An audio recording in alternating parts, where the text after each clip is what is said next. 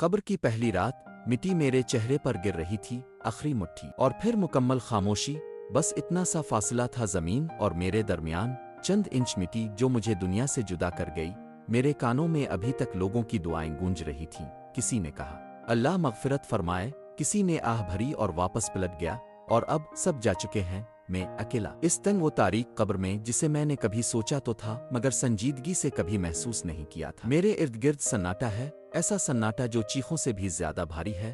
کچھ لمحے گزرے اور پھر زمین لرز، میرے جسم میں کپکپی دوڑ گئی، پھر اچانک دو وجود نمودار ہوئے، نہ چہرہ نہ آنکھیں نہ جسم، مگر ان کی ہیبت سے میری روح کانپ گئی۔ پھر ایک گرجدار آواز نے میرے وجود کو ہلا دیا، من ربک، تیرا رب کون ہے؟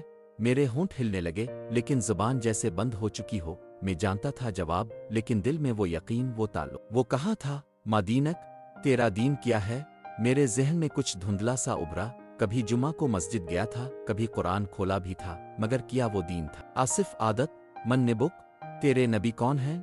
میری آنکھوں کے سامنے ایک بار پھر اندھیرا چھا گیا، میرے اعمال جیسے بوجھ بن کر میرے ارد گرد اکٹھے ہو گئے تھے۔ میں سانس لینا چاہتا تھا، مگر قبر کی تنگی نے میرا سینہ دبا دیا۔ میں نے چیخنے کی کوشش کی، کاش میں نے نمازوں کو اہمیت دی ہوتی، کاش میں نے قرآن کو پڑھا ہوتا، سمجھا ہوتا، کاش میں نے وقت ضائع نہ کیا ہوتا، مگر یہ سب کاش اب بے فائدہ تھے۔